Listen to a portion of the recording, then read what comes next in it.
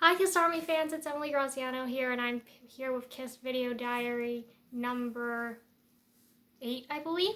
I think it is. And I just wanted to talk all about Peter Criss's book. I know I wanted to do Peter and Paul's together, but Peter's was so jam-packed full of information. I believe it deserves its own video. And I haven't started Paul's yet, contrary to what I posted on Instagram about, I'm going to start it tomorrow, and that was like a couple weeks ago, I think.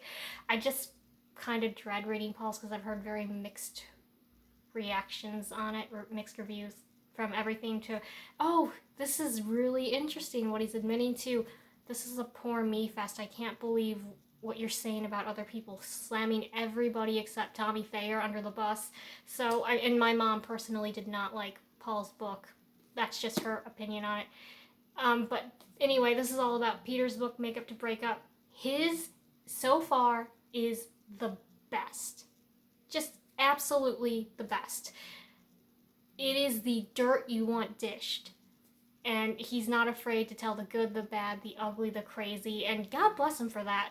It couldn't have been easy to really go back and revisit that time in your life, and he acknowledges his screw ups and what went wrong and what he wished he would have done instead, and how unprofessional he was at some times. And I absolutely give him 100% props for that, because that's not easy to do. And if for a rock star to do that, that is even more human and down to earth. It really, really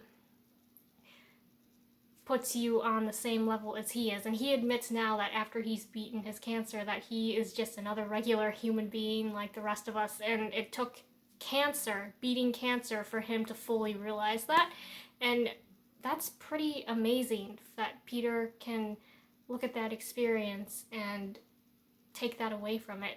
And I think his book, I know I've said it, but it really is the best. Jeans was very, very factual and straight down the line. If he mentioned other people, see, all of them, they fling mud, but Jeans was very technical. Like, Peter was abusing substances at this point, but he wouldn't elaborate or do anything like that. He would mention it, but it was very, very technical and factual. Ace, he would fling mud too, but not in a mean way. I feel it was as a matter of fact, this is what was going on. But Peter, he does it in a very you want to know way, where it's not like doing it to be mean or anything like that. It's a, hey, you want the dirt?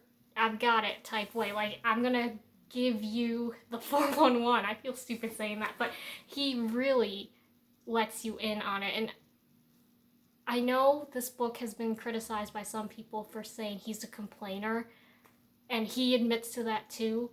But I think the truth is, all information about ourselves and other people, or stories that we have to tell, I think all of us sway the information slightly in our favor. No matter who you are, I think we just do it because we're all human and we want to make ourselves look either cooler or less guilty or more, I don't know, badass and sophisticated. I don't know why, but I think we to some degree, we all do that. I do it, you do it. I think everyone does it, but you can't take any of these books, especially when they talk about group situations, 100% with a grain, 100% as an accurate representation, because of the fact that they're telling it from their point of view.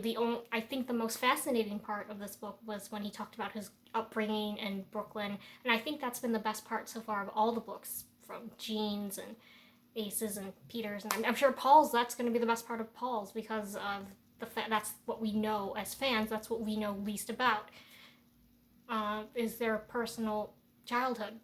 Just saying. Yeah, Peter talks about it all, from his marriage to Lydia, to the breakup of his marriage to Lydia, to leaving Kiss in 1980, to marrying Debbie and their struggles with that marriage, even though it went on for long. The internal struggles of, like, their cocaine addiction, or should I say Betty White addiction. I don't know if I can say that on YouTube. Oops.